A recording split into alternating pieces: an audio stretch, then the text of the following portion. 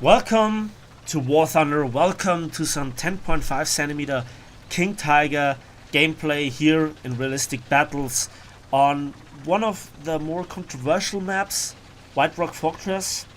I personally do like the map under certain aspects, but I also see the problems on this map. I love the idea of the map design. On the other hand, certain ways are just terribly made.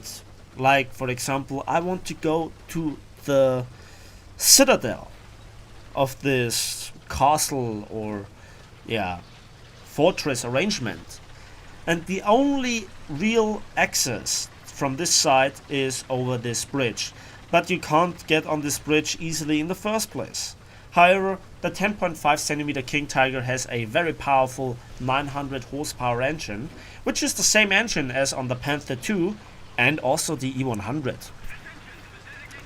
So let's just talk about this tank and my relationship with it. And yes, I have a relationship with this tank. In fact, this is my most played tank so far. Not just in arcade, but overall. There is no tank that I played more than this tank. Over 500 battles had I in this tank alone in arcade. So that kind of gives you an impression what this tank is really about. I have 538 battles, won 55.8% of them, and died 438 times, but I killed 60 planes and 1511 tanks with it. Yeah, this shot was obviously completely non-representative, right? Well, we have to come back to this in a moment, when I will have finished this T-44, hopefully. And again, another bounce on the turret cheek. We will later see on another example of a IS-2 pulling off that trick as well in a very dubious way. But, you know, let's just say what's so good about this tank. Well, it's the gun. It's an absurdly long gun, and in fact is one of the most powerful kind of regular guns in the game in terms of accelerating a Apcr shell. And in fact, the Panzergranate has a muzzle velocity of 1005 meters. The Panzergranate 39. The Panzergranate itself has just 900 meters, and that is the stock shell. Then we also have an Apcr shell with 276 millimeters of penetration. That's like 5 millimeters more than on the 88, and that brings us to the comparison with the 88 millimeter Kingtiger. And I think overall the 88 is a better gun, because I don't think it's worth it to go through the stock grind with the 213mm penetrating Panzergranate 39, which has an amazing 343.2 grams TNT equivalent. We will come to this back in a moment as well. This is the same TNT equivalent as on the Panzergranate 39. And in summary, we could say, yeah, this tank just kills everything in one shot, and it kind of should. But let's have a look at the reload. This is an A-screw with 15.4 seconds reload. You don't get any better than this. I have maximum weapon reloading, the tank commander has maximum leadership, the crew overall has a crew level of 135. It is one of my most experienced crews. Yes, I could go a bit higher, but artillery strikes are not very useful on a heavy tank. Now, let's talk about the drawbacks of this gun. It has the longest reload, and also the ammunition is two-stage, which gives it the longest reload in this respect. It has the longest reload of all 100 or 105 millimeter guns. The gun sound is amazing, yes, but you don't have any kind of hash or heat or APDS round. Apcr is still useless in my opinion, especially when you face Russian tanks. You need to penetrate them from the sides. then you will kill them. On the other hand, turret shots are very questionable with the Russians. Even if you penetrate, the gun breach absorbs so many of those shrapnels that the loader often survives, giving the tank overall a good survivability, which it shouldn't have. While Russian shells just decimate German crews. Then there is also the survivability, which is by far the lowest. Not just does this tank have a 0.3 higher battle rating, it also has some weird ammunition loadout. As I mentioned, it's two-staged ammunition, so all the warheads are in the back of the turret. And here comes the next problem. How much ammunition should I take out of this tank? Well, exactly half of it. Okay, that means half of the ammunition is still in the turret. Yes, but you can't lower it anymore. Even if you just have one shell left, half of the ammunition is still displayed in the entirety of the tank. And you have those immensely large propellant charges covering the side of the hull and also the bottom of the hull, and you have the warheads. And worse than that, it's all on the right hand side of the tank when you look at it, or the left hand side when you drive it.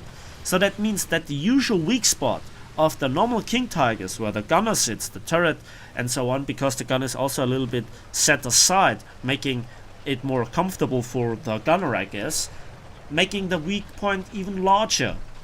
It's a flat weak spot, so everything can penetrate it. Heat shells, APCR shells, APDS shells, APHE shells, solid shot. Everything will go through as long as it does have the necessary penetration. And again, it's a huge target, so you can miss it by a few centimeters, the center of it, but still penetrate and do the damage. And then the shells, especially solid shots, will go right through to the end and ignite the warheads. I tried it out. I loaded nothing but APCR warheads. I tested it. They still explode. So Gaijin has to rework this tank, hopefully. And I really like this tank. But it is not the most competitive tank, especially in comparison to Russian heavy tanks, the IS-3 and the IS-4. The armor isn't as good, especially from the side. And while you have a faster reload with a better TNT equivalent and more penetration than the Russian tanks, you don't have the armor usually to back it off. I show you this battle kind of as an example what can happen if the majority of your actions go right and the enemies, aren't one-shotting you. This was my 6th kill, but those were just T-44s that didn't load APCR and didn't shoot back in the first place. And I had, the initial shot on them. And they didn't flank me and one-shot me with a hit in the side. And those far-range shots, I don't know, they are highly ineffective. That shot was exceptional. You know why? I penetrated a Russian tank through the front. Yeah, it's a Type 62, I know. But again, the majority of Russian tanks that you face, you cannot reliably penetrate through the front, especially with the stock shell. The upgraded shell has better penetration, but I don't think the 12 millimeters of more penetration that you get above the stock shell on the 88 is worth it. Especially the reload just is not that great. One fun fact is, when you look into the description of the War Thunder wiki, there stands something about an autoloading mechanism. I don't see it. Autoloader mechanism normally seems like something that, lowers the reload, but not increases it. And finally, I see this tank, I aim. And when you make hits like this, everything seems to be forgotten, all the trouble and so on. Well, no, it isn't. Watch this scene. The IS-3 also misses right now. Very lucky. But he is still under spawn protection.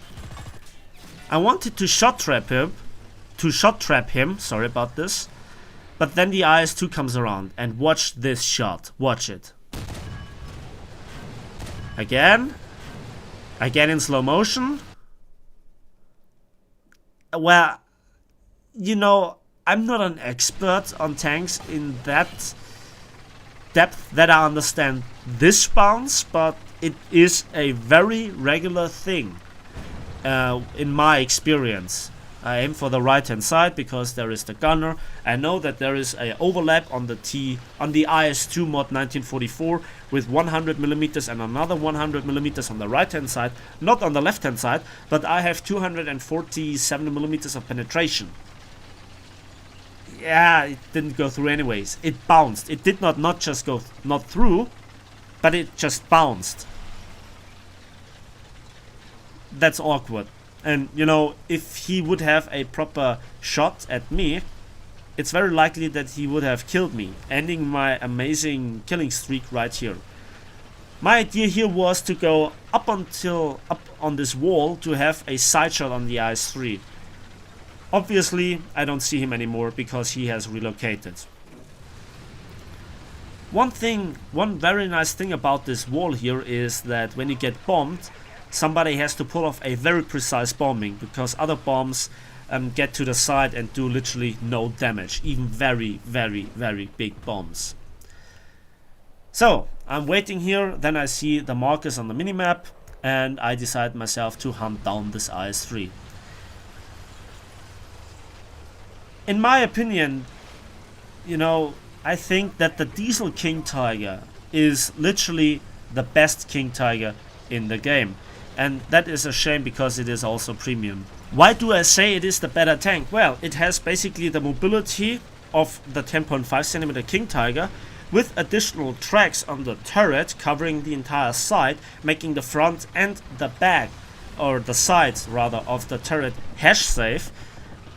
But it still has the wonderful long 88 with the higher rate of fire that gives you so many more options, in my opinion. And it has the lower battle rating in comparison to the 10.5. I still have to try it myself, but from what I've seen, what I've experienced myself and so on, it is a very decent tank. So I just continuously look around to get not surprised. Obviously, when you get shot in the side, you have big problems. You're a very huge target from the side, and while you have very good side armor in terms of, you know, having 80mm everywhere and not 60mm below the tracks like the normal Tiger, the Tiger H1 and the Tiger E. You know, you can try to side scrape, but at this battle rating, very big, very nasty guns shoot back at you as well, so don't over angle. The hull might not be the problem, but watch this shot, and now we come to the next problem. Penetration in the engine room. No fire. I wiggle the turret and he hits my gun mantle. The gun mantle is your savior. I have the next shot and I remember the weak spot on the IS-3, the rooftop. When he is on a slope like that, you can pull off this shot. But, you know, don't rely on it. On normal flat terrain, you will still most likely bounce. That was my 9th kill. So, Survivor. We won the battle. Have I mentioned that I have a talisman on this tank? And a premium account? Sadly, I had no boosters applied, but you know, I have researched everything. Let's have a look at the results.